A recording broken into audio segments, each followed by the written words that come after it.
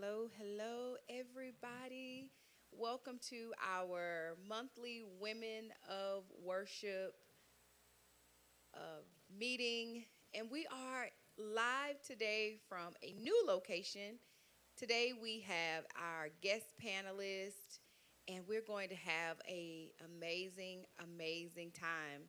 Before I begin and tell us how we're going to, what we're going to talk about, I want us to go ahead and like, share, comment. Go ahead and share with your friends, your family, those who follow you on social media, because we are live. And today's panel is going to be absolutely amazing. The title is um, see, what did I title it, Pastor Bettina? Life, Love, and Lies. And we're going to, I figured that February is the love month.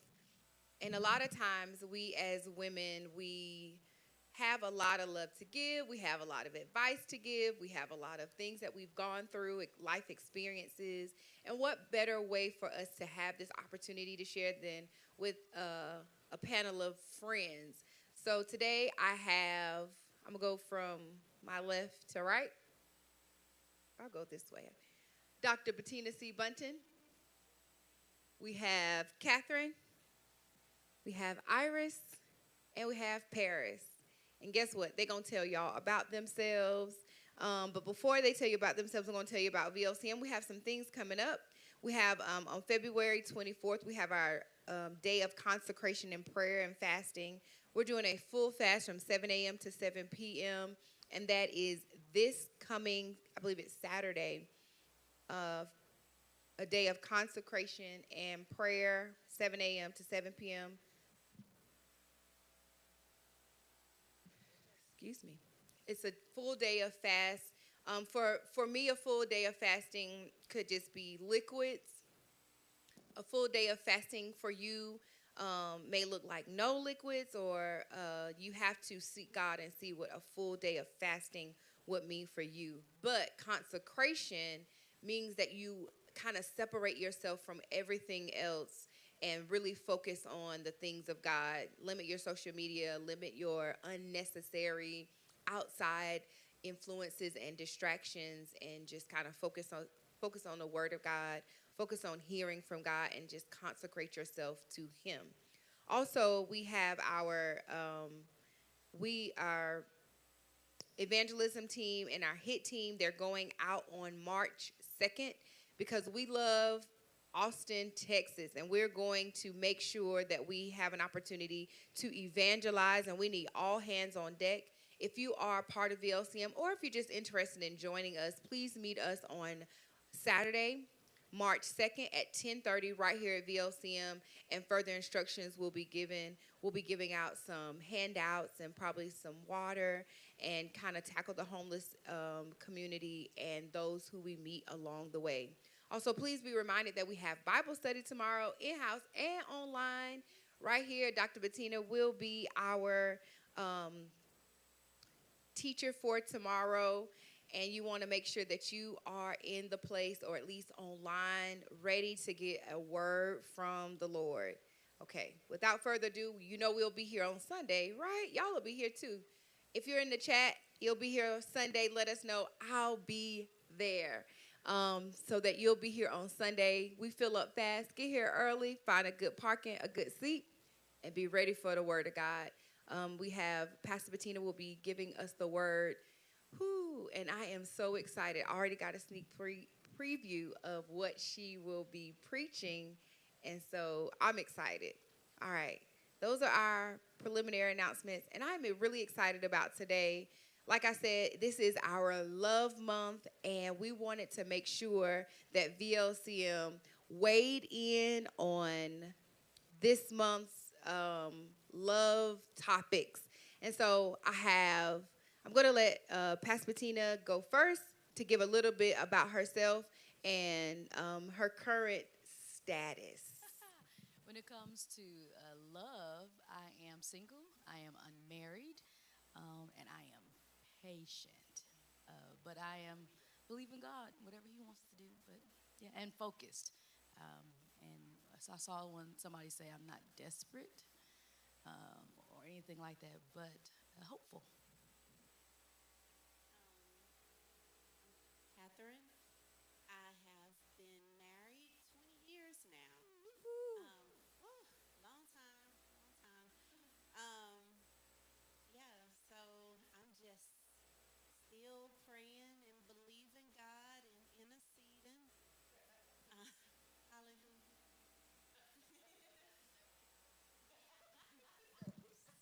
I can only That imagine that was so loaded. what kind of night we're going to have. You could go ahead, Miss Iris. Um, you already know my name, Iris. So I am married. This will be year 15 in July. Woo-hoo-hoo. I am married to my elementary, middle school, high school sweetheart. Uh, we've been through it, and prayer works. Prayer works. So yeah, we'll get into it in a little bit. Oh, me. Okay. Hi. Yeah, I'm Paris. I am single and unmarried and dating. Do I say dating? Like actively Single dating. and ready to mingle. Come Yeah, on, yeah. actively dating. Dating. Okay, I'll get into it in a minute. All right, me. I am divorced.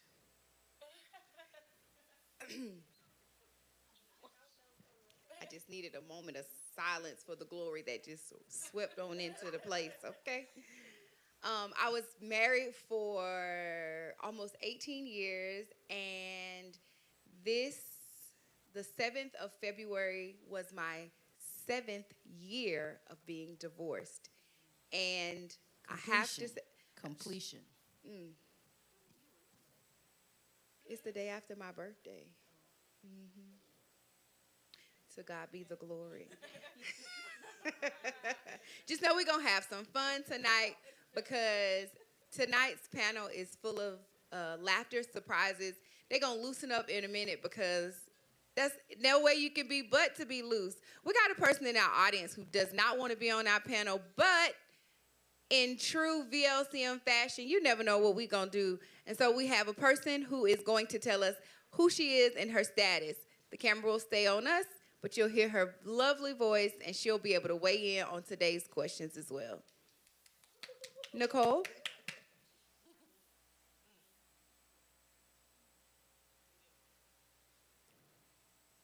Hello, I'm Nicole, and I am divorced and not dating. I'm probably not dating. Yes, you will. No, you've had a prophecy, so. You will get married again. We believe the word of the prophet over here. Uh-huh. Yep. Put your hands in the air. The background check.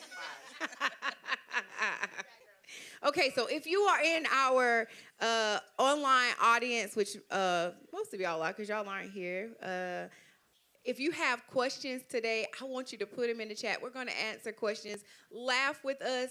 Talk to us. Be present with us because, man, today's going to be a bumpy ride. All right, my first question is, what is the most important thing or the most important foundational principle in a relationship? The most important foundational part of a relationship. And we're going to go this way. Me first? Sure. Communication. Okay. I was gonna say trust, but I would say you have to communicate trust as well. So I would say communication. Okay. Ooh, I would say communication, but also you must know thyself. I think that's like you got to know yourself first. Okay, I like that. Iris? Mm, yeah. Okay. All right. Like if I were to tell my daughter, because my husband and I, we got together young, I would say morals. Ooh. We're going to Morals. unpack that one. That one's deep. Okay, okay. I would say communication communication as well, but understanding. 'Cause y'all can just talk about it.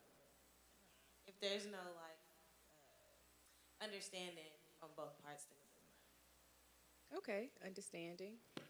I guess audience person. I would say communication. Okay, so we got trust, knowing our oneself. I'm sorry, communication, knowing oneself, morals, and Paris, what'd you say again? Communication, and Nicole said communication. So communication weighed heavy tonight, but I would say, I would definitely say trust because if I can't trust you, 9 times out of 10, I'm not going to trust anything you say. If I don't trust, I'm not going to trust what you do. I'm not going to trust who you tell me you are. I'm not going to trust that you said you went to the store, even if I got you on a locator. If I don't trust you, it's very hard to understand or hear anything else that you may have to say. And so, my most important foundational attribute would definitely be trust. And a lot of times we go into relationships hoping that we achieve the trust. We hope that we'll get to that place. And so we take a long time to build that relationship because we don't have communication. The person don't know themselves, or they have poor morals. And so today we're going to dive into some really really good questions, um, so that we can know that we have met the one for our singles and dating, to confirm that he is the one for our ladies who have been married, and to make sure that we don't get bamboozled by the fake ones. Okay. No more Yeah. legions. Y'all already know she Who did the she dick ready that to I married? cut up. They ready to cut up in here. So, um, let's see. I want to get into some questions. To my married couples, what advice would you give to a newlywed couple to keep things going in their marriage? Keep people out your business. Because what works for your household doesn't work for other people's household. Because y'all are dealing with two different individuals, two different schedules, two different expectations. So if you keep people out of your business, then you don't have to worry about, oh, your husband do this, oh, your wife do this for you. And it just keeps down a whole lot of mess, and family does not forgive. So when y'all are going through something, family don't forgive even after you have gotten way past it. So I will agree with that. We went to premarital counseling, and that was like one of the top things. Do not allow outsiders to come into your marriage. And I feel like we've done a pretty good job at that to an extent. But if I could give advice to newlyweds, is you got to keep dating. You have to keep dating. Like keep your weekly dates. Keep having that quality time with each other. If you feel like you don't have time, make time because it's important. Can I add something? Also, you have to realize if you're in this for the longevity, the person you marry is not going to be the same person, because just as you change, they also change. So even as you go through the years, and especially if you get married in your 20s, the the the mind frame and there's the goals and so much happens between 20 and 30, and then 40, when you hit that 40 mark, things are totally different in your life. So you can't also be stuck to the the sameness, if I can say That is that. so true.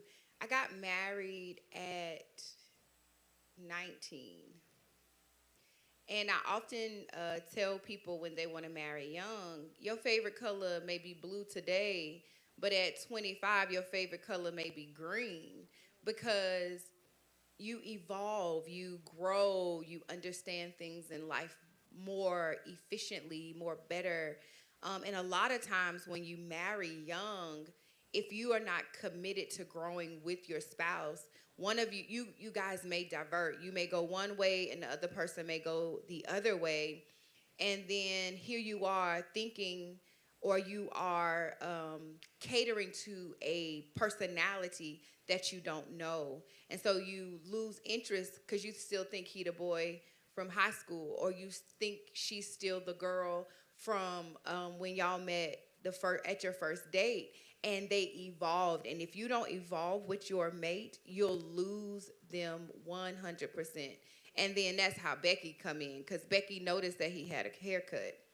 And because you didn't pay attention, because you're so used to, oh, I know he going on to get a haircut on Thursday, but you didn't keep up with the fact that he wanted you to tell him, oh, your hair looks nice. But then Becky, she remembered and she noticed. And so we have to make sure that, like you said, we evolve with our mate. We keep our dates so that our conversations can continue to evolve, and you can continue to get to know him, or you can get, for men, because I know they sneaking on our page, so that you can get to know her. And a lot of times that's when you get to know your mate, when there isn't turmoil, when there isn't a problem, when y'all not trying to figure out, well, I'm going to just walk on eggshells because I know my spouse is mad, so let me just walk on eggshells. That's not the time to have your most important conversations. It's when everything is going great, when y'all sitting at the dinner table or holding hands. And so, like you said, dating is the most important thing, and making sure that you evolve. Both of you take opportunity to evolve together. The Bible says, how can two walk together unless they agree? And so y'all not walking together, y'all disagreeing, you fighting over this, or you bickering over that, just because y'all haven't gotten the opportunity to get back on the same page. I love those answers. Can I add something just real quick? And this is really simple because, anyway, when I counsel married couples, something that I'm starting to add is they have these dating games now where you can purchase these card games and you can ask each other questions. And so they have different kinds. If you're trying to re-know your spouse, trying to get to know, they have some intimate. I got the victory. Intimate cards that you can ask questions as well. So I want to throw that out there to the married couples to keep your conversations and bedroom spicy. And they have apps too that connect. Yeah, there's one app specifically. It's called the Agape app, and so you both download the app and then you answer questions. That. I really like it, and you answer the question, and then it doesn't give the answer till both of y'all have answered it. So like you can't base your answer off of theirs. You just have to wait, and then they'll both reveal the answer at the end. So it's really cool, especially even in dating. It is really cool to just get to know the person. But Pastor Susan, you said something. You said Becky with the good hair. You know she out there. Have to also realize it's a Maurice waiting too. Baby, wait. And so you have to, but you also have to fortify yourself as married women. Because if you feel like you're being neglected and being overseen, overlooked, and all this other stuff, here come work husband always. Y'all done seen the memes? He ready to give you half his sandwich, huh? Ready. But he'll be the first one to tell you, oh, you look good today. Oh, you changed your hair. So it goes both ways. So we also have to be wise as a serpent and realize that devil is sneaky. So he just trying to devour. I just want Marcus to know I did not nod my head. Okay? My head did not nod. She don't know who Maurice is. I miss my work husband. He was so sweet. He used to bring me Chick-fil-A. I don't like Chick-fil-A, but it was really sweet.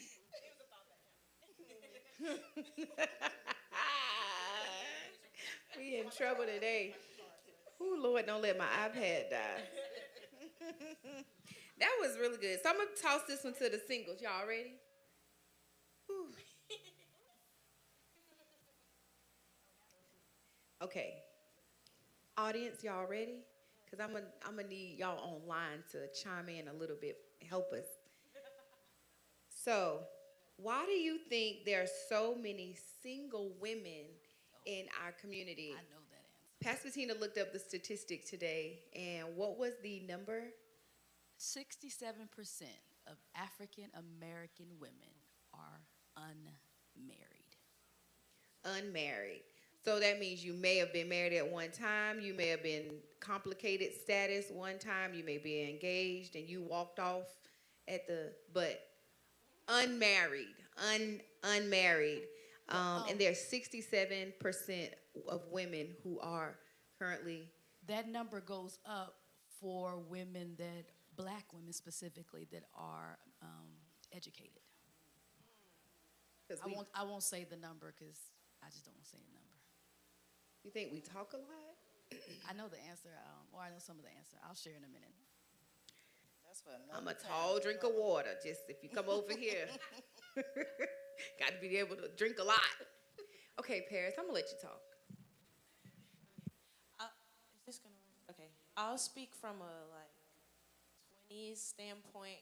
Culture and music makes it hard for people to date because if you hear, because it's real popular to get like flued out and get spent money on and all that stuff, and so that's what girls assume that, oh, as soon as I meet this guy, he should send me money for this and this. He should pay for this and this, and they just kind of expect everything, and it's like, well, you haven't even done anything, and then vice versa.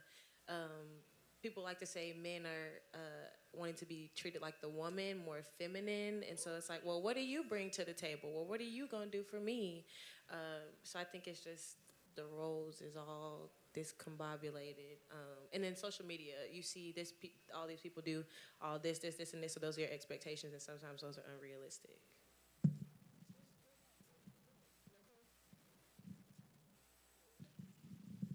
Why are there so many single African American women? I think that there's so many different that are single because one, like Paris said, social media has created this um, I don't know, this thing facade that that everything is rainbows and everything is is supposed to happen a certain way. And so when it doesn't, and then we don't get that particular thing because we don't see the struggle, we don't see those type of things, and then also conversations having growing up in the house, or I know, like, with for me, there was things that I saw from my dad, from both of my parents, but I didn't know that there was struggle in their marriage. Right. It was just that everything was perfect, and so whenever you get in a relationship, it's like, well, you did this one thing, and now I'm not dealing with that because I didn't see my mom deal with that, I didn't see my dad do these things, and so now we are ready to cut off instead of enduring or getting to know. So I think those would be my reasons as to why. Okay. This one might not. This one might be not good to say. Oh, okay.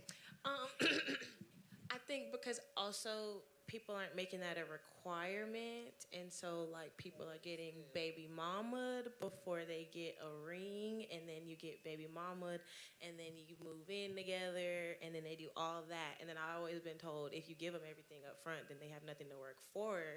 So then, why are they going to give you a ring if they already have a baby? Y'all already live together. Y'all do relationship stuff together. So I think that's a big thing of they don't. There's no standards. 100%. Also, because we are a multicultural church, I'll just throw out some other statistics.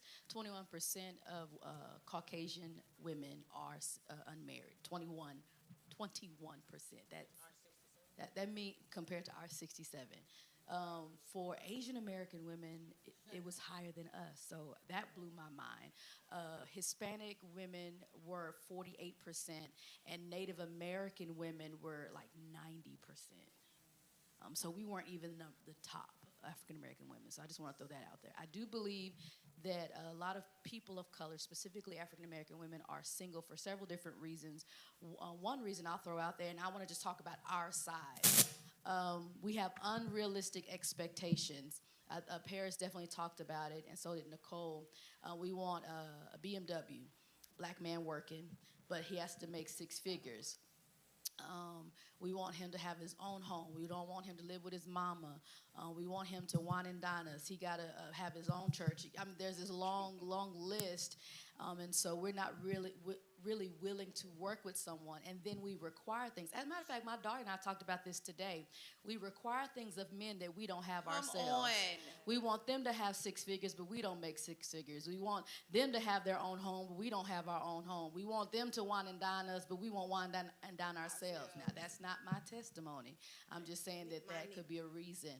Another thing is because we, a lot of times, and I'll say this for myself, we spend too much time in the wrong relationships.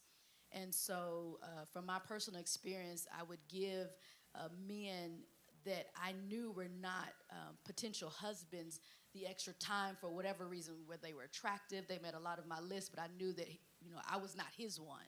And so, while I had opportunities with somebody else, I spent too much time on men that I know were probably not equally yoked with me. And I'm not talking about unbelievers. I'm talking about someone that was unequally yoked with me in regards to personality or characteristics or things of that nature. We also have to consider mass incarceration in regards to black deep. men, yes, according to some statistics. And then for the older black women, the older, and now I can talk about the Hispanic culture and all that stuff, but I want to really focus on African American women tonight, just because I studied that. Anyway, for the older women, when I say older, 50s, 60s, 70s, you have to remember there was Vietnam, and a lot of African American men died in Vietnam. And so you had a huge loss in the late 60s and early 70s where those women could have gotten married to those GIs, or when they came back, they had PTSD, they had all these different diseases, and then they had children. And so that's my generation, and then their children are fatherless. They don't know what a father looks like to know what a husband looks like, so they don't know what to marry you. And so you have 70%, 67% of black women unmarried for some of those reasons, but I think the top reason is unrealistic expectations. But you know what, Pastor B? Those unrealistic expectations, even if you are married, you still have to realize that when you find your one and you finally do get married, like you still have to realize maybe my idea of marriage is unrealistic. Because we get caught up in fairy tales. Fairy tales are from the devil. I'm sorry. There is no Prince Charming coming to kiss you because you sleep with a whole bunch of men, and it just don't happen. And it sets even little girls up with this expectation that, oh, there's this perfect one, your Prince Charming. Sometimes you got it. That's why I said you got to know yourself too. Because just as well as that man got to wipe you off and deal with your mess, you're going to have to deal with somebody else's mess too. I'm definitely going to get into that, but before we get into compromising and sacrifice, because that's where that topic goes to, I want to deal with the unrealistic expectations. There was a viral post, or I don't know social media that well, but it was a story about a girl who dissed a guy really bad because he was supposed to take her on a nice date. I think it was their first date, right, Paris? And then because she took too long to get dressed, they missed their reservations to the nice, fancy restaurant. And so he opted to take her to Cheesecake Factory. And so the internet went crazy, was like, why would you take her to the Cheesecake Factory? She's all dressed up, all dolled up, and now she has to go to the Cheesecake Factory. First of all, it was their first date.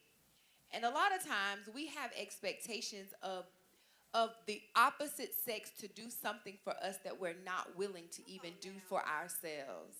And I think that is so messed up. That tells a lot about our character when we want somebody to wine and dine us, but when it's time for us to wine and dine them, we opt for cheesecake. Let me give you an example. and this is not even relational. For Mother's Day, we go all out for mom. But when it's dad's turn, we be like, here go a tie and some socks, and maybe we'll get mom to cook you something for dinner. Oh yes. Or they have to barbecue. But for mom, we done bought a diamond bracelet. We took her out. Everybody, we took family portraits. Like we flew her to Paris and got her a hat, and then brought her back. And so the idea that the man should not receive the same level of respect that the woman should is totally off kilter. Like the balance is so off. And we have to culturally um, change the dynamics of that. Now, I'm not sure how that's going to change because, like Paris said, social media has such a heavy influence on our children. It's even starting to creep into the millennials and then the boom. No, if you go the older people, because I've seen a lot of older women want younger men. Now, baby, I don't know what he can do for you other than one. But after y'all have done that, then what can little bruh man do? Like, I am confused. And so I want us to try and change our expectations and change even what we desire and what we put out to not only our spouses, but to our brothers, to our fathers, to kind of uplift and strengthen the men that are even in our personal life space. There's so much that we can do individually to kind of change the dynamic, and I believe that it'll catch on fire from there. I also want to submit two things. It goes along with what we're talking about. We have to also consider, someone put it in the chat, that black women took a big chunk of feminism. That really stuck out to me, and we did. But it wasn't all our fault. Some of it was also the government's fault. Now, I might get in trouble on this here social media live, but I don't know if you guys realize, but somewhere in the 70s, of course, there's this pay gap difference for African Americans, right? So in the 70s, you had to, a lot of people were on public assistance. But if you were on public assistance, whether that was Section 8 to have housing or TANF to get, or SNAP or whatever to get food stamps, the man, the father, the husband couldn't be in the home. Right. So in order to feed my family, I got to make sure that my man is not at home. And so single parenting comes into the play, not just because African Americans just want to be single parents, but in order to survive, I can't have my man with me. Right. And so feminism is definitely a part of it, but it's also systematic, I'm trying not to use the word, systematic prejudices that try to keep the family not together in a lot of POC communities and families. Come on, POC. I'm working on it tonight. You are working it tonight. And then to add, in the 80s and the 90s, the drug epidemic. So where they couldn't get jobs, here we are flooding crack cocaine into the communities where they can get enough money to support their families and do what they need to do. So here we are, okay, yeah, you can support your family for a little while, but then we have these laws that make it, then we put them away for life and make powder cocaine, it's just okay. Right. So again, if they couldn't take them out of the house, then okay, we finna really get y'all away and destroy the entire family. Right, and mass incarceration. One more thing, and I'm done on this part. Submission. A lot of people have traditional values, even though they don't vocalize them. So a large majority of men want their wife to cater to them, cook for them, clean the house, help take care of these kids. And so because of the feminist movement, a lot of people taught their young black girls, or the young POC children, or girls specifically, be independent, go to school, get your degree, but they never taught us to be wives. They taught us to be mothers. They taught us how to get a good job, but they How to didn't take teach care us of to. children. They taught exactly. We learned how to take care of children when Had a when we got baby. our first baby doll, but no one taught us to be wives. Right. Same thing with the boys. They taught them how to fight, but they never taught them how to be husbands. And so that lack of teaching also, I think, plays a part in unrealistic expectations. So a lot of women know how to make the money, but we don't know how to make cake. We don't know how to make stew. We don't know how to cook a steak. I do, but I'm just saying a lot of women don't, unfortunately, or if they do, they won't. Right. Because they figured they went to work, and then now it's time for you to have the burgers home for me. And that is so true. Like, even, we've been married for 15 years, but submission, I didn't know how to be submissive.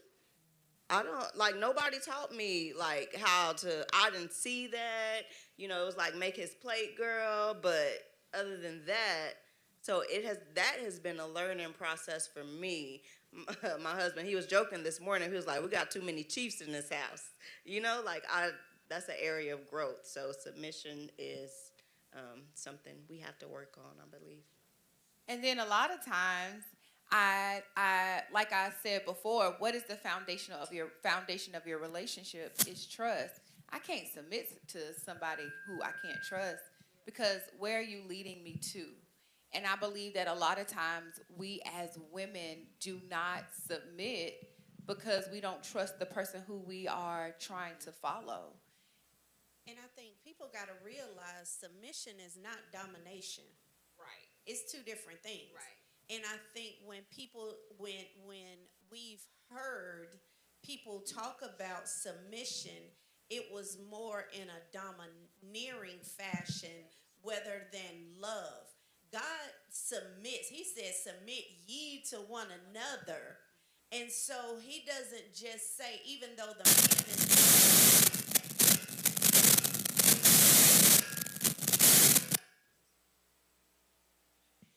even though the devil, ain't nobody mad but the devil. But even though the man is the head, it takes, when we talk about women being strong, it takes a strong individual to say, you know what, I love you enough and I trust you enough to follow you, even though I have my own mind and my own thinking. Help But me, that Holy goes with Ghost. that goes along with maturity. And a lot of times, yes, a lot of times we get married because we saw social media and they had a big wedding, they had the big dress, and they saw the fanfare of it. But they didn't realize that after you put that dress in the closet, y'all done cleaned up all that cake and confetti, you got to now still live together. And so it takes two mature people to come together and submit to one another, because there are times when the woman will rule over the man, and there are times when the man will rule over the woman, but we realize that we're both equal. We're both to submit to one another. And that's when those conversations during your date time, honey, how can we get on one accord? How can we raise these children better? What are our goals and our aspirations? What are the things that we want to acquire later in life? What are we going to do with our budget? And it takes two mature people to be able to have those difficult conversations, maybe cry and maybe grit your teeth, but afterwards still know that my spouse have my best interest at heart. And a lot of times, that's when we draw the line. I don't want to have a difficult conversation. I don't want to sacrifice or I don't want your idea to supersede my idea. So I don't want to submit my rights to you and do what you say, because now you have the upper hand. But that's the man you chose. That's the woman you chose. And so at what point, this is why I say we want weddings. We don't want marriages. And don't want baby daddies. We don't want baby daddies, and we only want weddings. We don't want the marriage.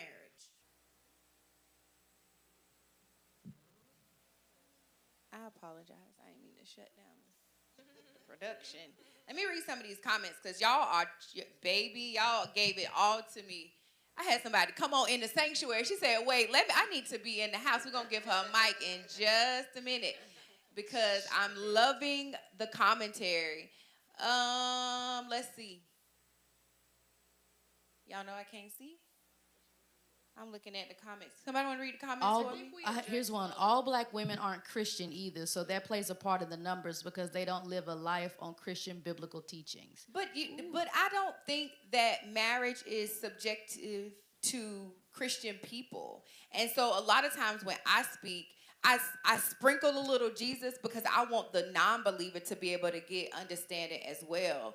And the little sprinkle will shed some light. It's the Holy Spirit that'll have to do the work.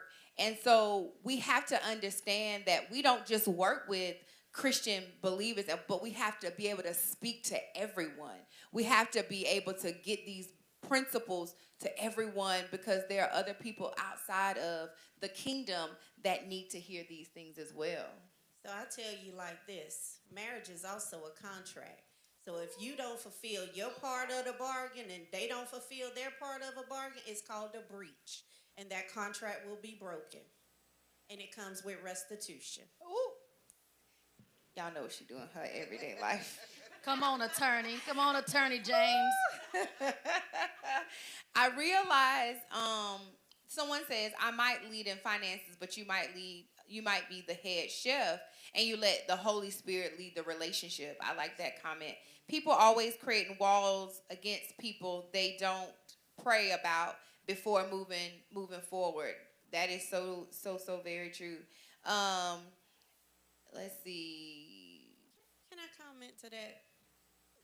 And this is so important to pray about it because we get caught up in our feelings and our emotions, and your spouse, that's why the Bible say you need like be virgins being married before you get married. It's a reason for that.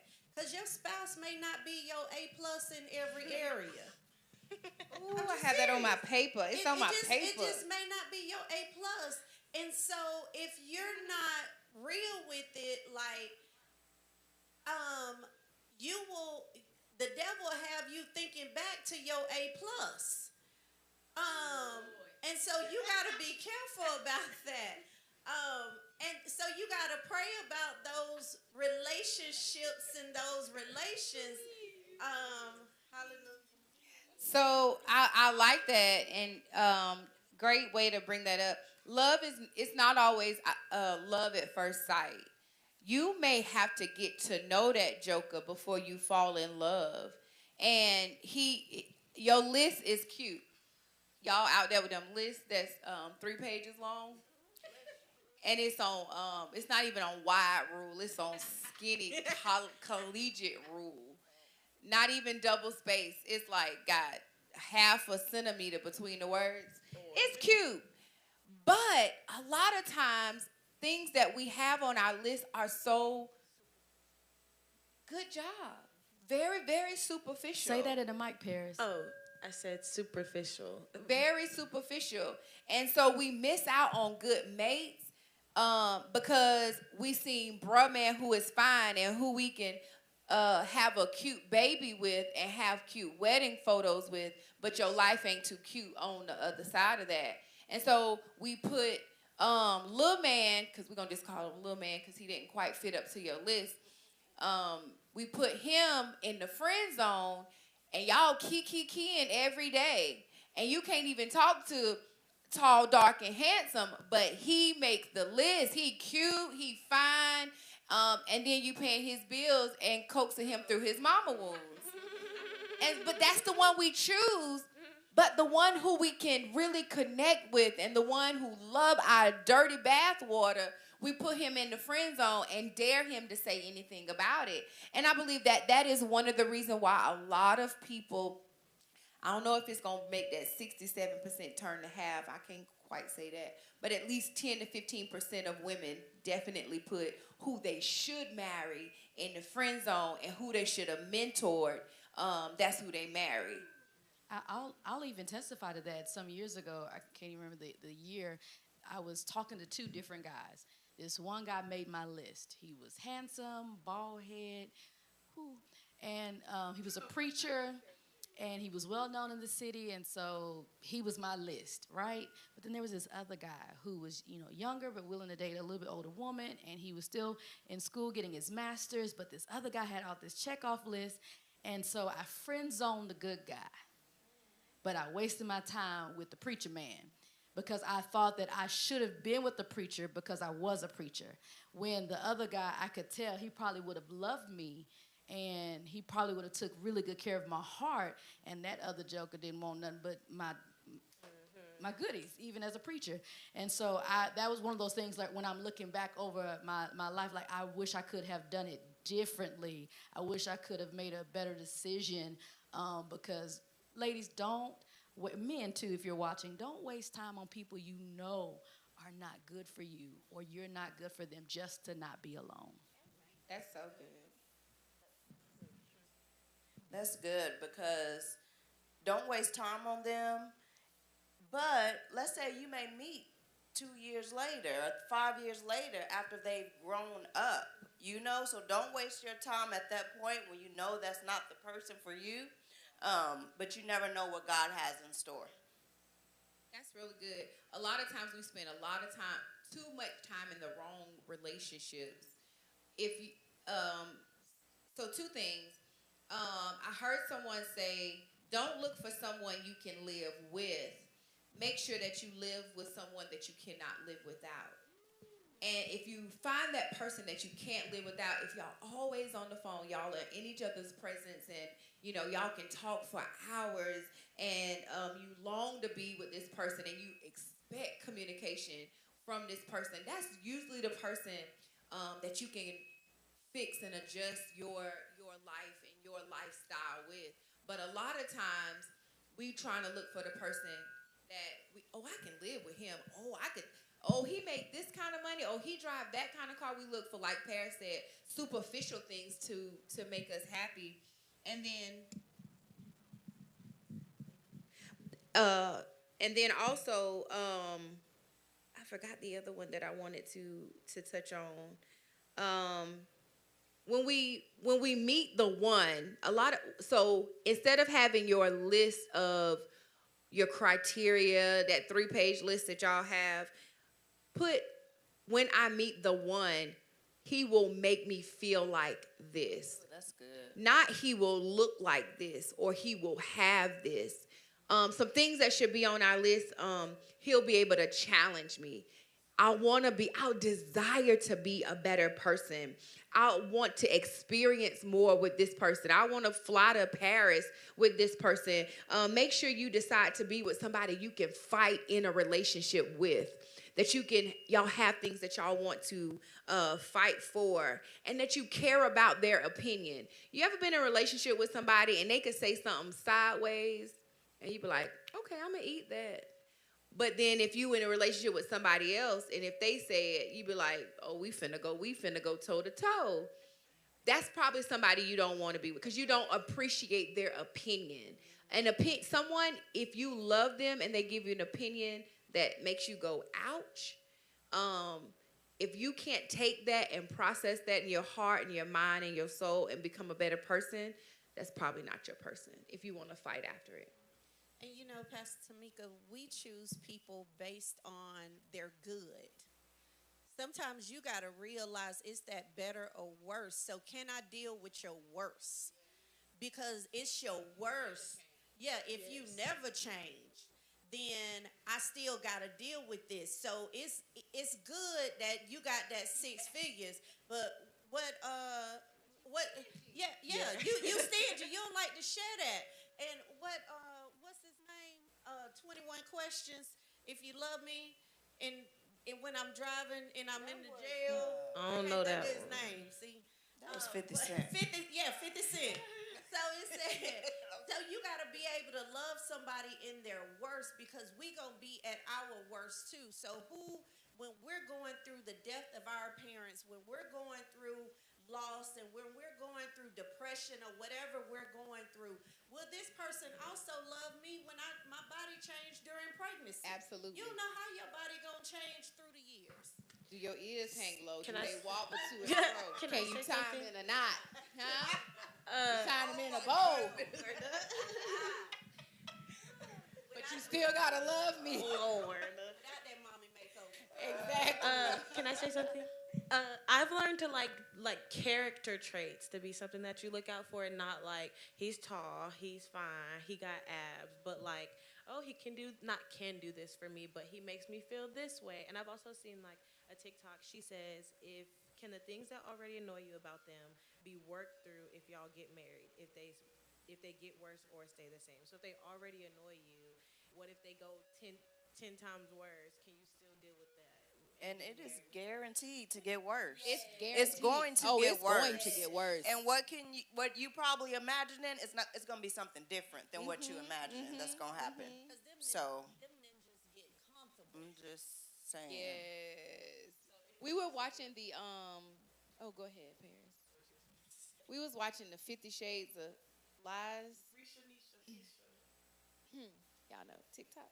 Um, and one of the things that stuck out to me is she said everything was great at first until they got married, and then he changed. And so, what do But he you? was already lying. Well, you know, but you know, let me tell y'all Background something check. before I get to the Tisa Risa lie story. I was talking to somebody the other day, and I said desperation has taken over the singles community. It's as if the singles will accept any old dog just as long as it will lay with them. They don't they don't check for fleas. They don't check if it had a previous owner, if it still got a owner.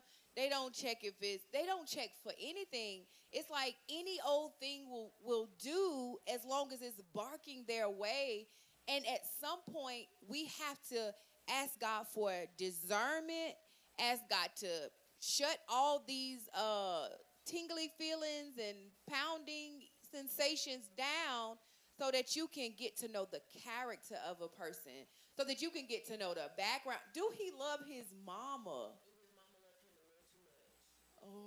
Or not enough. Oh. But I think for a lot of, let me, kind of defend the singles out there. Loneliness is real.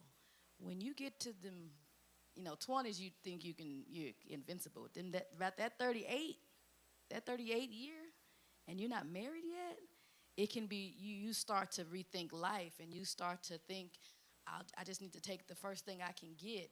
And maybe 38 is not the age. It might be 30. It might be 28. But I really want to encourage those watching tonight to make sure that you are yoked in a lot of places. It's not about the money. It's not about the six figures. It's about, are you yoked in your heart? He doesn't have to be perfect. He doesn't have to make this list. But can he be yoked in my heart? Will he be honest with me? Can he be himself with me? Because if he cannot be himself, I'm not safe to be myself. Yes. That is so important. When I think about Marcus and I, and we reflect, it's his heart. I know his heart. I know he wouldn't hurt me on purpose. I know he's going to protect me. So that goes with that being yoked. Like, do you know the person's heart? Seeing how they treat other people, not just that they love, or like their mom or their sister, or how do they treat the waitresses? Do they hold the door for the women in the store? If they see somebody at the store need something, stuff like that, in every area, because then that's their character, not just what they're doing to impress you. And even for ladies, for if there's guys that snuck on to this live tonight, I was watching this movie. It's an old movie, very old. Had Robert De Niro in it in the 80s. Anyway, and this guy was dating this young girl, and so the guy was taught to open the door, the car door, open the door for the store or restaurant. But he picked her because when he opened the door for her to get in the car, as he's walking around the car, she unlocked his side. And I remember watching that movie and I never forgot it. And I'm using this as an example. Ladies, it's not even about just what he can do. What are you bringing to the table? A lot of times we're focused on what the men can do, but are we working on ourselves so that we can help bring half to the table? That is so true. If you're watching us online, if you will, please take an opportunity to share. This is too good not to invite others to be a part of this conversation. We're going to give you guys an opportunity. If you will put your comments and your questions in the chat, we want to make sure that you are heard and that your questions are are answered. Before I go any further, I have a question for I'm gonna just throw it out there. Um when we are dating, do we date on purpose or do we date with a purpose? When you date on purpose, you date in because it's expected of you, right? If you're single, you're expected to date. A lot of times, because I told y'all earlier, I've been divorced for 7 years, as of February 7th this month. Um, so people be like, "You're not dating? What?" And so, should I date on purpose because it's expected of me to date, or should I date with a purpose? What would you guys say? So I'll go first. I say date. I say date with a purpose. I date with a purpose. I just don't talk to anybody or engage with anybody because I know I want to be married. So that's my goal. So if I'm just sitting up here entertaining whatever comes my way that wastes my time, my energy, and I have too much other things going on to be wasting my time on any other thing that isn't purposeful for what's going on. And then also sometimes when you know you don't date with a purpose, then you waste your time, like how Miss Bettina said. Sorry, Pastor B said. And like she said, sometimes you stay too long in the wrong relationship. So if you do it without a purpose, then that also will change how you view further things. So it's like, okay, well, you stayed in this too long, so now you have these built up walls or these built up issues that are going to now reflect onto this relationship. When if you weren't in this one that long, then you wouldn't even have those, thought processes or things. So now then that reels things back even more because now you got to work through those things and now you like it's just a whole lot of things. So basically dating with a purpose, and then your purpose doesn't have to be married. You could date with a purpose just to be and there's other things. Some people date to collect data. Yeah, or like or does it I forgot, it's something. Yes, I was gonna say, or you just want you got a food ninja, you got a money ninja, you got yes, not me, but sometimes that works for people. Mine just I need one that do all of it. I think Paris answered for all of us. Okay, yes. So, dating with a purpose is probably the most effective way to date. No, date with the end goal in mind. Like, don't set dude up for failure. If your goal is not to be a wife, don't have him thinking you gonna marry him. Like, don't. I think a lot of times as women, like we put ourselves in the most awkward positions. Like, we have these expectations that I went on a date, now you got to pay my light bill. Like, that is just not his responsibility. You just met him. That's your responsibility. That's your light bill. And so when we date, like, consider that person, value them, and value your morals over valuing what they can do for you. Sometimes if that's your food man, y'all going out on a date and y'all just like to have conversation, it's okay for you to sometimes pay for the meal because that's not your potential husband, but y'all doing the yin and yang thing. You do for him and he do for you, and it'll become easier when you get married to submit because you've already put some skin in the game. You've already initiated that, hey, I understand sometimes I can use my money. I love the concept. I've never seen that movie, but that is one of the things that I prided myself on doing. If you're gonna hold the door open for me, I'm going to at least lean my body over to unlock the door or push the door open for you to show that I am grateful because you didn't have to. You didn't have to do that. And then as a wife, there are things that you can do for your spouse that you know would knock their socks off, and it don't have nothing to do with the bedroom. If you know that every day your spouse come home and they always pull a Coke out the refrigerator, make sure it's a Coke in there for them when they get off work. Like, how hard could that be? Don't let the children eat all the Oreos if you know that's your spouse's favorite snack. Those are little gestures that you can say, baby, I appreciate you. I appreciate your sacrifice. And Just as you expect your gas tank to be filled up, some women love that. There are things that you can pay back the same favor for them, but you just got to be creative and you have to think a little bit. We can't always think, yeah, we are the prize. Don't get me wrong. I am the prize. I am the prize. I'm the golden ticket. However, um, they are too. That other person is just as well. And we have to treat that person as if they are. That's about consideration too. Absolutely. Just being considerate and not selfish. Selfish. But Pastor Tamika, you said if you're dating with the purpose, sometimes we as women, um, we have to be clear about our intentions also because we can't expect to be sexting a man all the time and sending these pictures What we and doing? then yeah, then you not do nothing or you get the signals crossed about, oh, now I want to be a wife. Yeah. Oh yeah, you treated me like this. No, you was acting like a Exactly. garden tool. Uh huh. When you twerked on him, he got hard. Oh wait, can I say that? With my lips? I mean, But that is He very was- true. You have to change your. I personally, if I'm out, if I not that is not somebody who I would know I'm gonna date because if I saw you when we was out at the club, then I saw you at the club and now you a club man. So, cause so I don't want if I done saw you at the club, and so then that's like you just can't change. Like if you met him at church, okay, he should be a man. Should be Never mind. Never mind. I He love that you should. learned that the club man. I didn't learn that. It Yeah. took me a minute. I thought they was okay if they was in the club, and what it you took was me a gonna while. turn him into? I don't know what I thought. Tell him to come play. You know the opposite of that. You can't turn the club girl into the.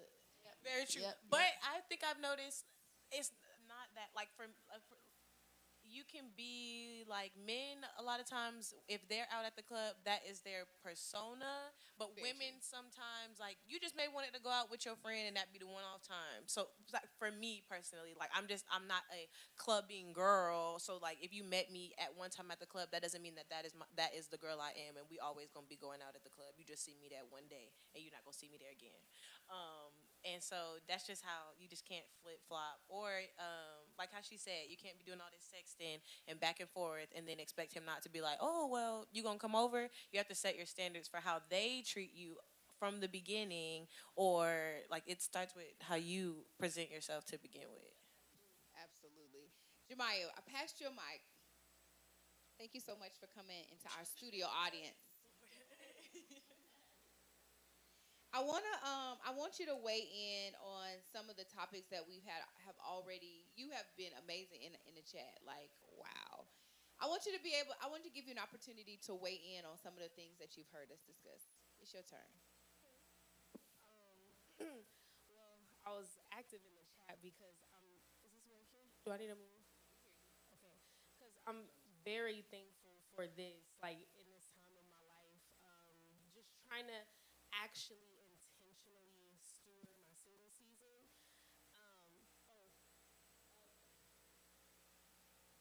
By the way, we're staying on a few minutes extra tonight. We normally end at 9, but we're going to stay on a little bit longer tonight because the conversation is good. So still stay in there with us. Keep tagging people. Keep sharing this. We're going to keep the conversation going for a little while longer. Hello. Okay. But yeah, just in this time of my life, I was trying to figure out how to type it up in there, but I have a question for y'all. I feel like I'm thinking, I know me personally, I do desire marriage, but I am working on like not making it an idol, truthfully, not like desiring it more than I desire God. But I hear the words a lot of like, you have to see somebody through all seasons, which I absolutely do agree with. But, and I could be wrong, especially at my age, a lot of people tell me I should be out dating more. But I feel like our generation, maybe, I don't know, I don't want to say our generation, but this day and age, I feel like it's a lot of emphasis on dating and boyfriend and girlfriend. And then I feel like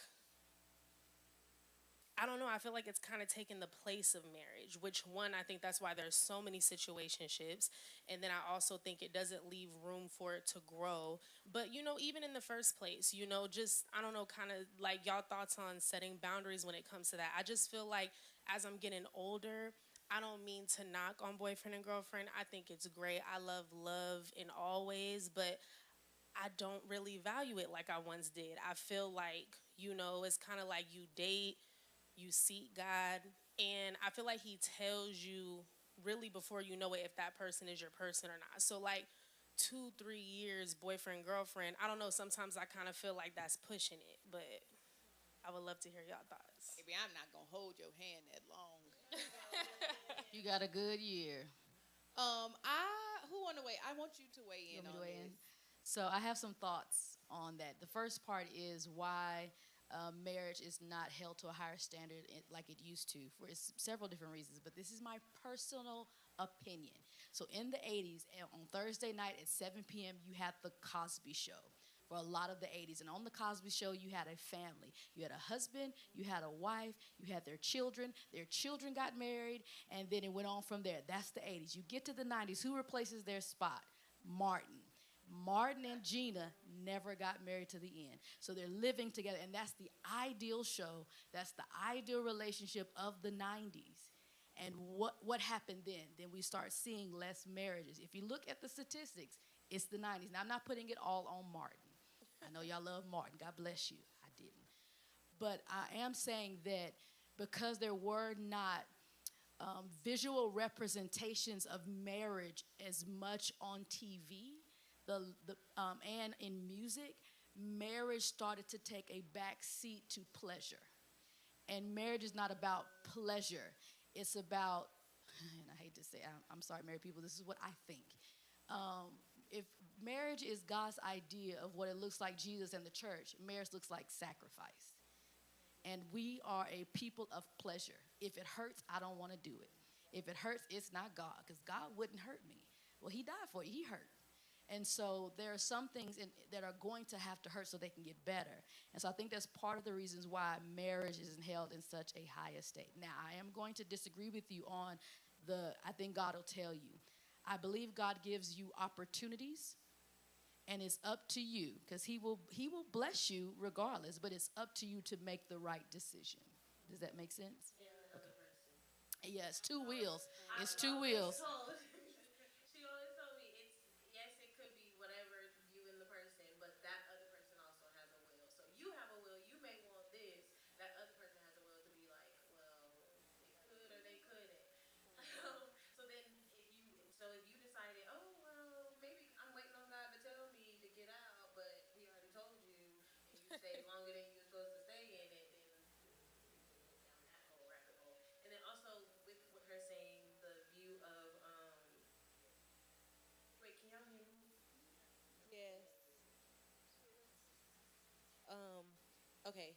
But yeah. So and then also in relation to what she said about switching into the 90s of not seeing marriage. Also, like in our generation, I know a lot was the like YouTube couples and the social media couples. None of those people are married. Like, well, not none, but most of the people who go viral on social media as a couple are boyfriend and girlfriend, and they get rich off of having boyfriend, girlfriend, having a baby, buying this big old house, getting famous, all this. So then it's like, well, if I can have all this luxury, lavish life and without having a ring, then why do I need to have a ring? And then a lot of women, and they just get stuck. I'm not gonna. They get stuck. Then they get themselves stuck because then it's like, oh well, we have all this. What do we need a title for? Like somebody said, like, why do we need a title if we have X, Y, Z? Why do we now need a title? You know what it is. Because if they die, you ain't entitled to I know nothing. that one. I'm not gonna put 15 years into a relationship and then the then you brother die and pass I'm a special away, and I'm friend. on the program as a special friend, and I don't get no life insurance. His Like, what's mama her do. name? I mean, come on. Can't Lauren even tell. London. Can't even She pull had the to plug fight on for it. his estate. Like Lauren London, yeah, it's this big, big couple. Oh, I want a relationship like theirs. She wasn't married when he died, and then she had to. The thing is that Lauren London had to fight, even though she had children by Nipsey. She still had to fight for his estate because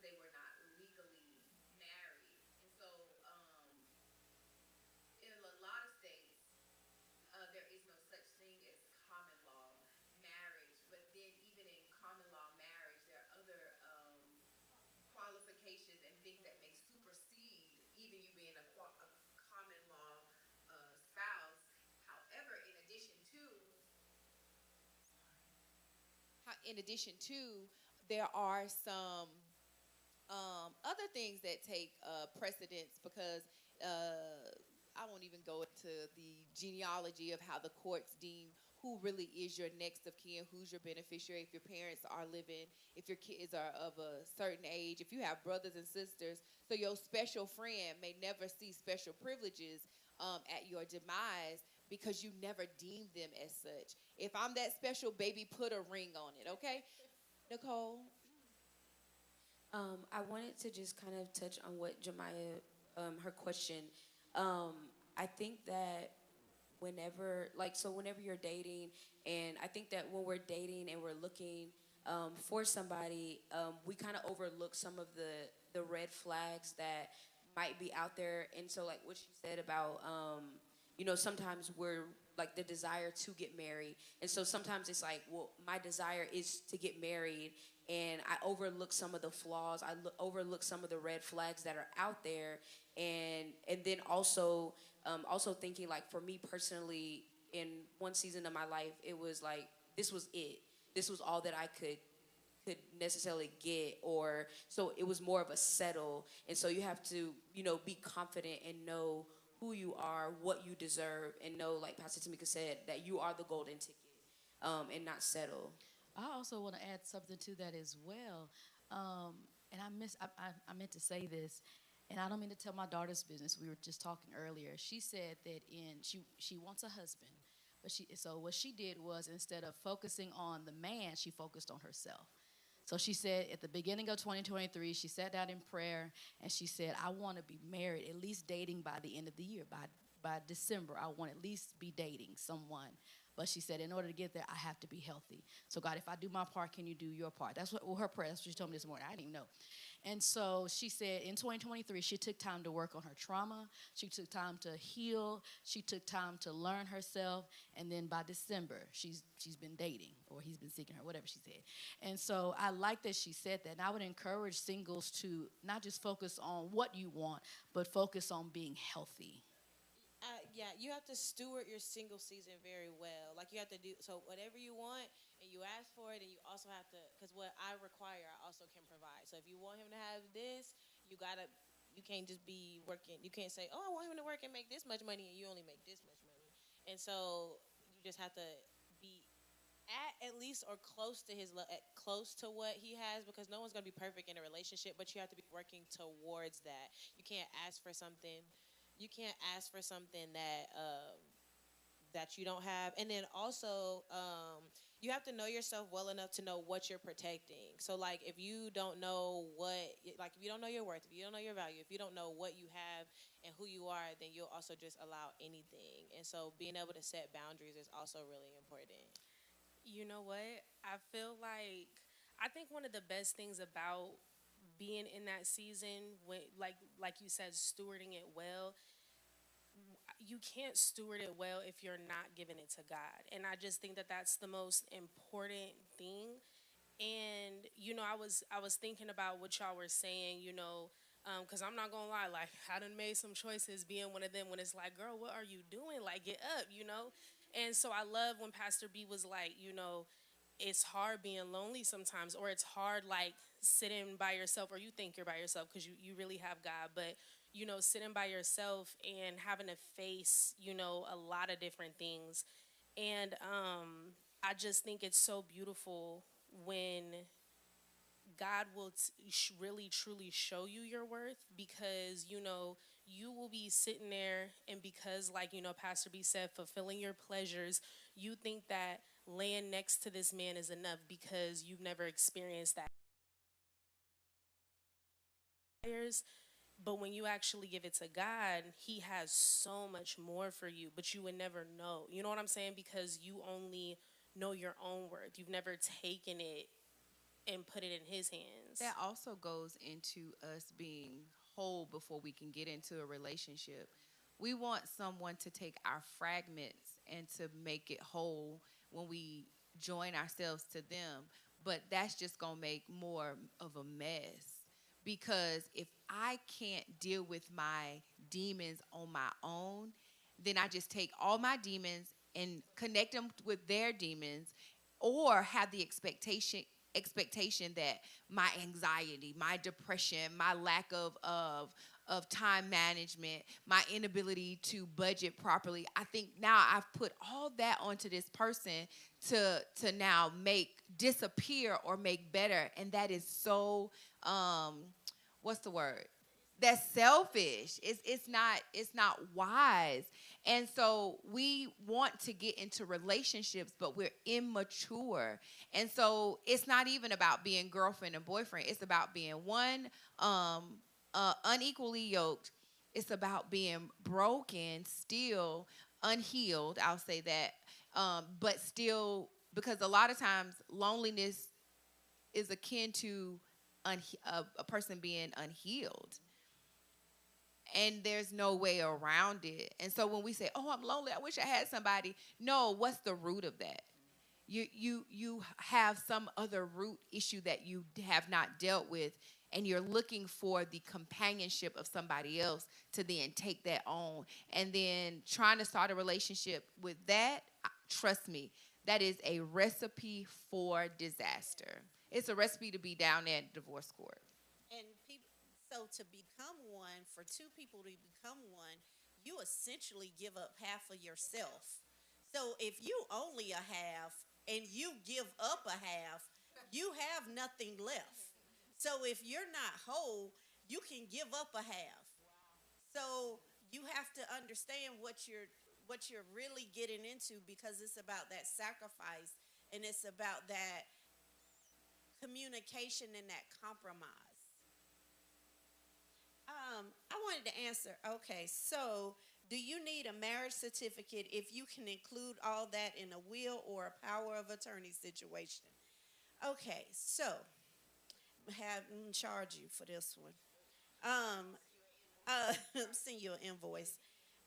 So one thing about a will, it can be contested.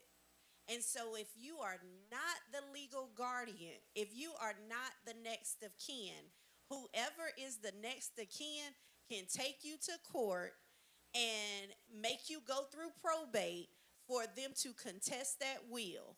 If they do, because you can't give away, okay, I'm going a little deep. But even when you get married and you have outside children, your spouse is still only entitled to half. Your children, outside children, are entitled to that other half. So you can't give your spouse 100%. You can only give them 50%. So all those things can be legally.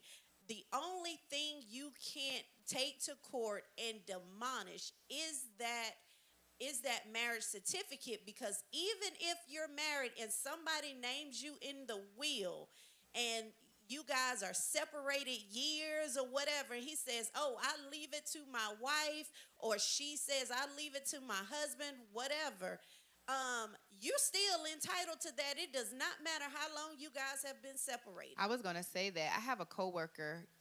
She was on her second spouse, and because her first spouse named her as the beneficiary at his demise, although he was married again, his first wife got all of his all of the money. She was, because he named her as the beneficiary. So what? And so I tried to answer the question. Of course, she is the attorney. I'm always like, there you go. But the marriage certificate supersedes. That's the superseding document in this situation. If if you are named in the will, and yes, you can go the legal route, but the family can make it so difficult for you to get your portion, being spiteful because they didn't agree, whatever the case may have been. And they can tie it up in the legal system, so by the time it has gone through probate, it's gone through Supreme Court, whatever channel they want to take it through, that you are left poor. Because especially if that person was the breadwinner, and you're expecting to receive that portion of funds, you won't get it for X amount of years as they have taken it through the courts, and then you may only receive a portion. And don't let them throw in the fact that they were under duress when when they signed it and the attorney was a little janky, or they'll throw or that was a Scrivener's error. You don't want all of these things legally. It was a mistake. Oh, they made a mistake. They didn't mean to put that there. Or guess what? You bribed them, or you were doing things to undue influence, because you would have held back. You would have held back medication, and you would have did all this other stuff. Even loving somebody too much, they can say is undue influence. Yeah. So where I do understand your comment, yes, a lot of the statistics of 67% of the African American women or whatever the other people of color statistics are, yes, the number is skewed due to certain factors. But in the essence, my point is a lot of people they are content being girlfriend and boyfriend for years because they have immediate gratification and they never think about the future. They never think about what's going to happen on the other side of this. And so when you get married, you're saying, till death do we part. And a lot of times when we are in just cohabitating situations and we don't go the legal route, we don't think about at one point we will die. We can't live forever. And so I want you to take care of me at your death. Listen. Sure. I have a question. This is for the married ladies. Would you encourage a new person that's engaged to get a prenup? In Texas, it depends, because Texas is a community property state. So whatever you acquire in marriage is together anyway. But if you're coming in, oh, that's hard. If you're coming in with a lot, if I would say do it, if you're going to do it for not in case we're going to get divorced. Do it, okay, I want to protect this portion for my descendants, to separate that. So don't do it. Don't go into marriage thinking about the divorce. I agree with that. If you do it, it has to be like with a reason. I need this to go to, like, if you had kids previously or something like that. But if you're going to get married and this is your person you are one with, and through better for better or worse, Nicole. No, no. How sure are you? If you need to, then you're probably not sure. You're probably not certain. God didn't tell you. You don't that that's trust your him. person. You don't trust him. And but I do agree with, I think one of y'all said it. If you want to protect your assets so that a previous set of children get their fair share, but those things can be willed to them. And so you don't necessarily need a prenup to determine that they are given those things. But if you married that sorry joker, that's on you, boo-boo. Go ahead, Nicole. I see you just... And don't nobody fall in love faster than somebody that need a place to stay. Listen, it's tax time, baby. Close them legs. My bad. Y'all know what? God is good. Everybody lift your hands and tell him hallelujah. So I would add, from a different perspective, because now these two ladies have been married for a long time. And so when you are, as you're older and when you have your own things, in my personal opinion, yes, it becomes one, but I'm going to make sure cover my assets. And so as a prenup, it protects myself. No, you should not be thinking of divorce, but again, everybody is not the same. And so when you guys separate, or if you guys build a house together, now that's y'all's together, but what I had before and what I came with is mine.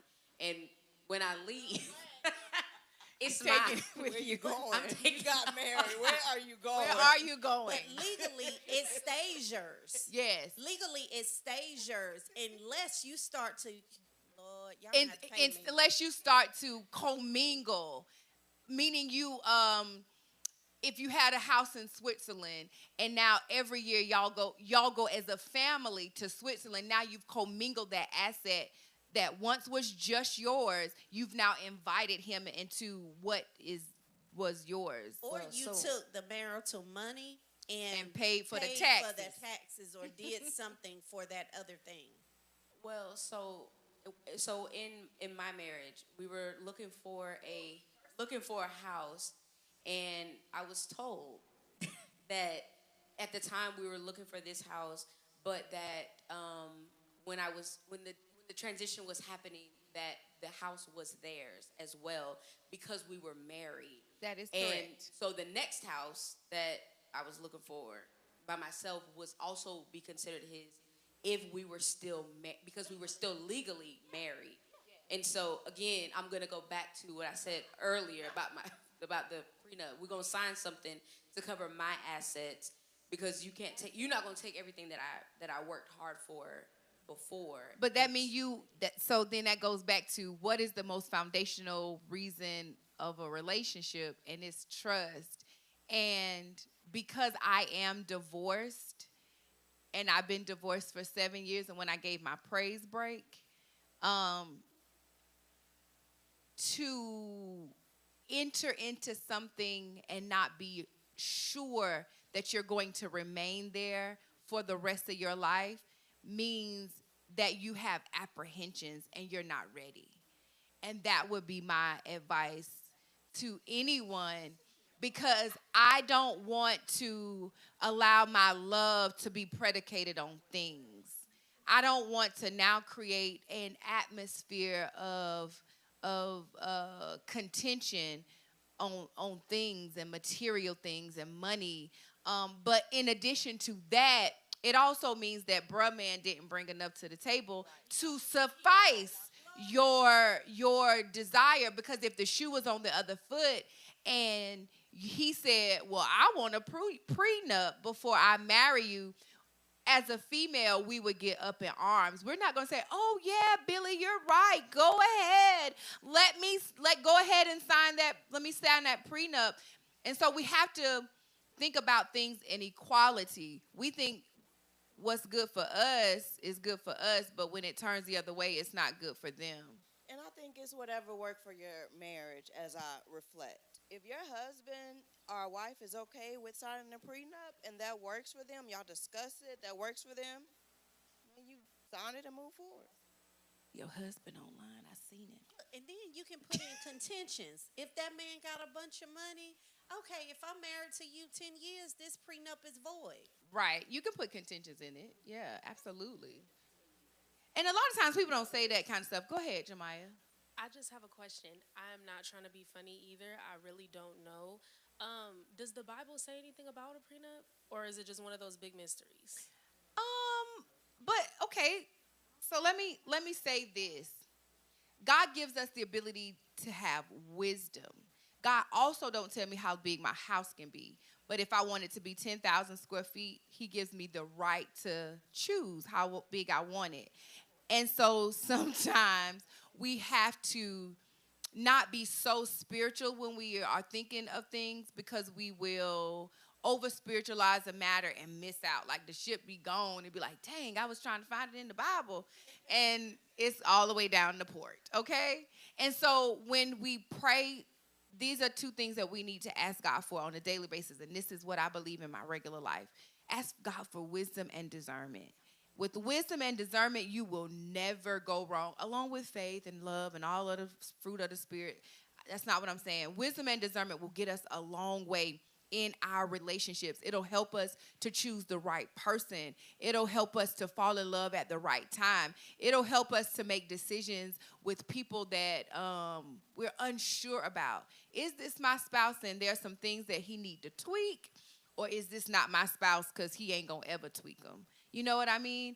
And for Christian women, I think we over spiritualize a lot of things, or we don't spiritualize things at all. And it's like finding that right balance to be able to like God, is this you or is this me? You know what I'm saying? Anybody? Because at the end of the day, marriage is spiritual. It is God's biggest covenant to us. Like Pastor said earlier, like it is God, it's our God's reflection of his marriage to the church. And so we have to understand that marriage is spiritual because that's why we got to go in it with some wisdom. We got to go in it with some knowledge and some understanding and get educated on those things about your assets and about all this because God didn't do all this, and this for you to just lose it. So I think we also have to realize, yeah, we got to pray a lot. Absolutely. And I also want to add, biblically speaking, before people got married in biblical times, there was so much work in advance.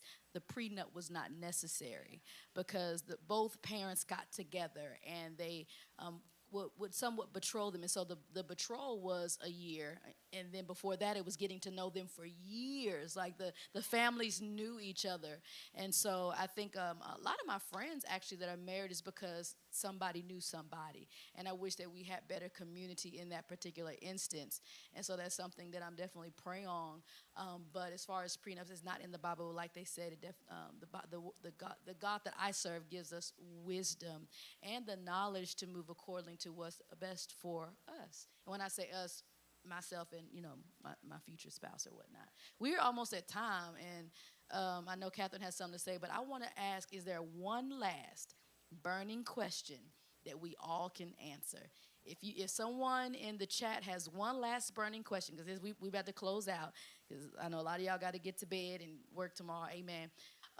But one last burning question, and everybody on the panel will answer. We'll give our last a few commentaries. Does anybody have a burning question? I'm watching in the chat. Anybody have a question? Anybody up here have a burning question? Pastor Me, you have anything on your paper that might be really good? So who is the big question? We've talked a lot about marriage, and we got the chat fired up on that assets and prenup. Whew. They say protect all your stuff. Okay, yes, absolutely. And I think we came up with a pretty decent compromise, having that. If you want a prenup, at least have it to where a time frame of 10 years. I think that was a really good compromise. That's why she made the big bucks and she passed the bar, right? Esquire on the end of her name. But when we come to having relationships, do we think abstinence is where we should hang our hat?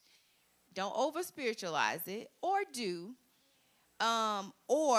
you say there are disadvantages to remaining abstinence before we in a relationship? Should we be doing the hanky panky, or should we wait till after marriage to do the hanky panky? Honest opinion. Oh, oh, honestly, again, we passed the virgin stages, so they at least got to have the right tools to. I don't know, like I don't know. At least gotta at, at least have the right nuts and bolts for the tire. Be the right size. No, at least see it. Okay. Okay, so So Because the if it's a commentary I have. because even if he don't know how to use it, you can teach you can that. teach him how to use it. But if you don't have something to use or work with, then what am I supposed to do with that? Now I gotta go find Maurice. but but on that same, if you but then like you said earlier, if you already know what he could do, then you go to your marriage and then he don't know how to do that, and then now you messed up. Now you want to go back to Maurice. So it's just like yeah. So it's very. if you like, okay, if you wanted to do it earlier and you figured all that out, and then you get to your husband and he not all the way, but you can work with it, then it's just that. But I think the biggest thing is if you experience like 10, level 10 and above, and then you go and you got to go back down to like 4, then yeah. You want to go, Iris? You want me to go first? Iris. That's tough. I heard the most beautiful story that I have never, like, I hadn't heard anyone share, and it's actually the Elijahs that are in our church.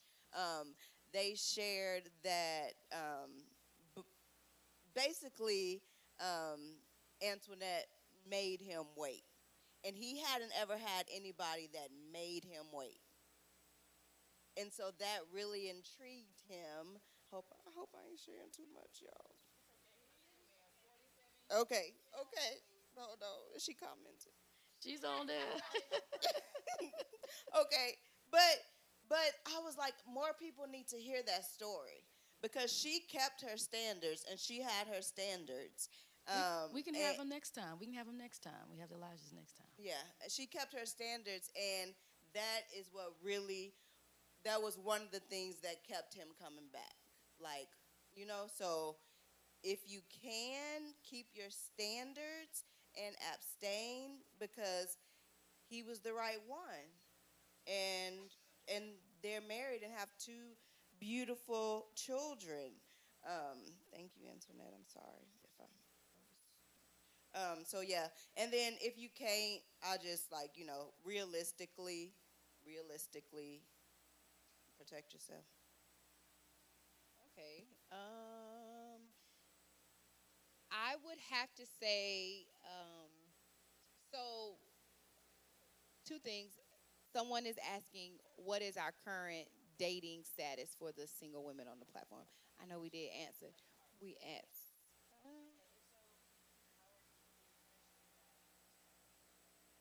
Okay.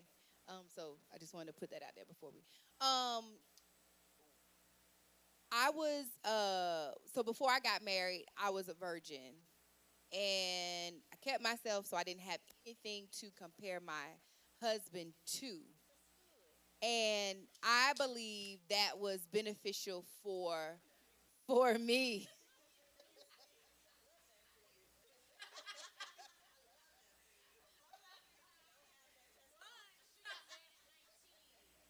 However, if I was older, I probably still would have abstained. And so my point She lived with the angels. Absolutely. my point is the the whole basis of that is so that you don't have somebody to compare to. And so I believe that there are certain things that happened in my marriage was because my husband did have previous experience. And so because you have something to compare to, or we have outside influences, and which we didn't get into today and probably a different panel type, um, we not twirling from the chandelier is fake. And so if y'all see those videos of the crazy stuff that's happening, I'm gonna keep PG. That's not real. And so to have some expectations of your spouse that you see on movies, TVs, and shows, and you want your spouse to do that, that's acting. And so for me, because I didn't have anything to compare it to, I still feel that abstinence would be better. Even if you were never a virgin and you choose to abstain for a period of time to present yourself, I guess, re-virginized or celibate, um, then you will have had a time where you have not had a partner, and then when you give yourself to your new partner, your forever partner, um, you'll have a different. I believe that God can wash those memories away, so you won't be comparing your current mate to them.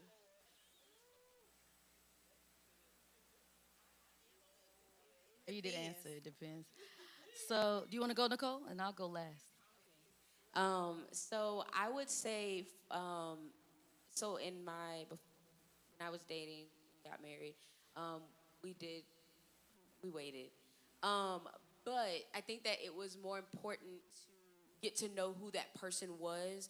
Now I'll be hopefully I can say this, but I didn't have like where there's some women who where sex is a thing and it's like I don't want to get entangled into something. Ain't no man ever blown me away to where I overlooked some things, but I wanted to get to know him and know who he was. I missed some things in there, but that's okay. But I think that it's abstaining and getting to know him, through that, and so that sex wasn't a thing. It wasn't a part of why I wanted to continue to date him or why I wanted to marry him. And so I think getting to know who you're with. It also goes along with what the question was earlier. In my opinion, dating with purpose. Because if your purpose is to get married, and that if you truly do, love me, then you will wait, and then you can kind of see. I'll say this because I am a pastor. And because I am the pastor here, I am aware of the biblical and Christian standards that God would prefer us to uphold. I do believe in the word, and I do believe in the benefits when we obey God. And so if you want to know the answer biblically, I would encourage you to read Romans chapter 1 and Galatians chapter 5. However, on a more natural level, cut a mic off. No. When you have premature sexual intimacy, it can make you think you're closer to someone than you actually are.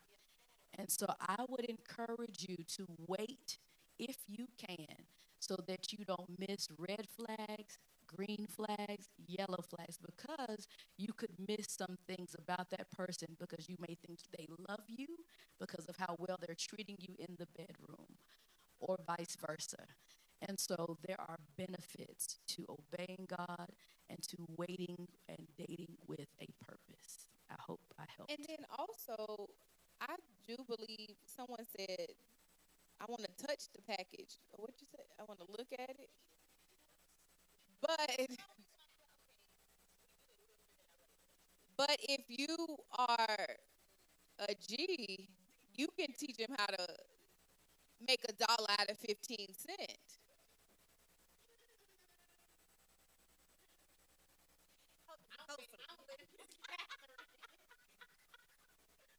I mean, but seriously, I do see the benefits as being earlier, older in age, but I was single in my early 20s.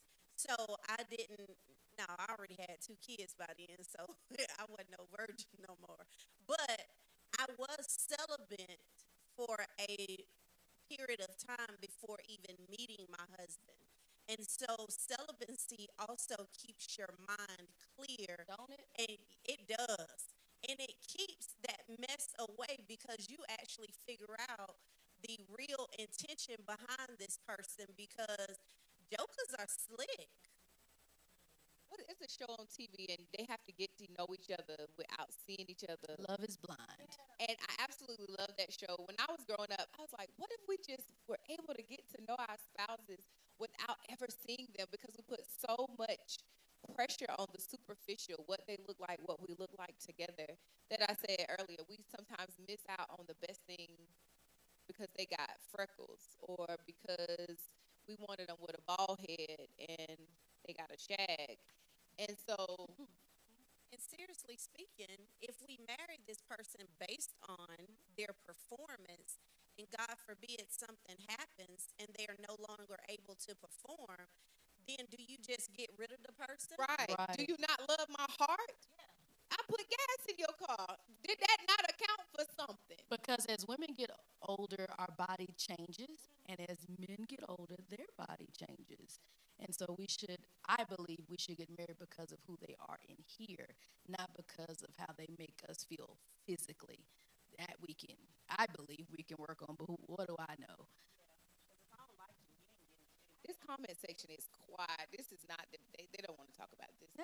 They don't like this part. I mean, I we lost some people lost when them. we They started all talking gone. about holiness and See, but another question was, how do you, for those, how do you stay, I guess, with biblical and Christian principles as a Christian woman? Accountability is huge. I mean, I would have to say what has kept my mind is accountability. Having friends that be like, hey, you home? Y'all all right? You good? How was the date? It's 11. You should be at the house by now. So accountability is huge. And I think that's even for married couples. If married couples had accountability partners and friends, hey, have you checked on your husband yet, or your wife, whatever the case may be? I think we should. Maybe that's a sermon series. Let me write that down. Okay. Also, I think that we don't do this enough group dating. Uh, I believe that if we do more group dating in the beginning of the relationships, we get to know them in a group setting. And sometimes men and women begin to shine, their personalities begin to shine when it's not so much pressure on them to perform with the person that they're trying to impress or wanting to be in the relationship with. You get to see them interact with friends and in diverse situations and with diverse personalities. So I believe that dating in a group setting is beneficial. I love if you weren't here and tuned in at the beginning, we talked about the cards. They have them for couples, but they have them for friends. They also have them for relationships. And if you get those cards and have those cards handy when things get quiet on your date, it provokes you to have a deeper conversation. Sometimes we don't know what to say. We're intimidated on what to say. But if something is deep, that's the next card, and you have to answer it, then it takes the intimidation off. Oh my gosh, I cannot believe she asked me, if I lived in a single parent household, or am I going to, how would I chastise my children? Just more deeper conversation. Sometimes we don't have that. And so we don't know who we're getting married to because we're really, really superficial. No one teaches us how to go deep. A lot of times, even in worship, and this is probably, you'll see people, they don't want to lose themselves in worship because we always want to be in control. And so a lot of times that happen in relationship. I want to be able to control the narrative. So I don't want you to see me be emotional. So I'm not going to tap into that question or answer something that will cause me to tap into an emotional part of me. And so we lose the essence of a person because they don't want to answer difficult questions. All right, I'm going to go back through this chat one more time. Yes, having good, healthy conversations is so, so, so, so important. And just make sure that their answers align with their actions. Because people can answer right, but then when you see them with their friends, like that's what that morals, like I'm watching your character, Yeah, you can answer, but how are you really? So Yes, very. We are going to wrap this up. Thank y'all so much for being engaged and talking with us today. We have our wow every month, but this was a special panel, love edition, because we wanted to make sure that we tackle some of the things that are real life, things that are real to us. We can't always be preached to. Sometimes we need to be conversed through certain situations. And then you have a diverse group of people.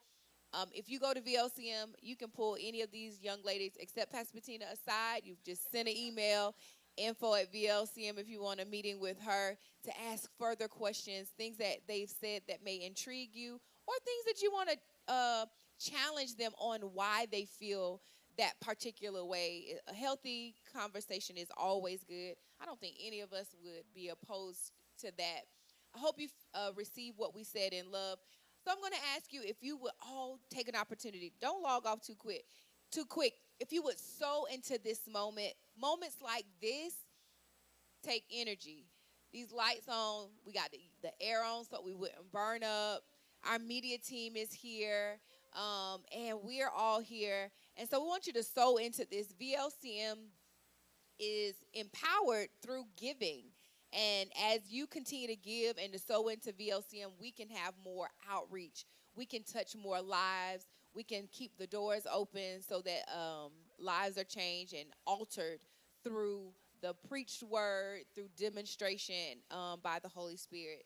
So take an opportunity to sow. There are 5 ways to give. You can give online at VLCM.church with the give button. You can give via Cash App, $ VLCM. We're just asking for a small donation, 15, 7, $10, whatever your heart's desire. If you don't have a place to sow, VLCM is good ground. If you're between ministries and you want to join a ministry that we actually do the work that God has created our hands to do. If you're between ministries, you haven't decided to join, if you would like to join, email us info@vlcm.church. We will accept you. We will love you. We will contact you tomorrow. If you email us, we'll make sure that we make that connection.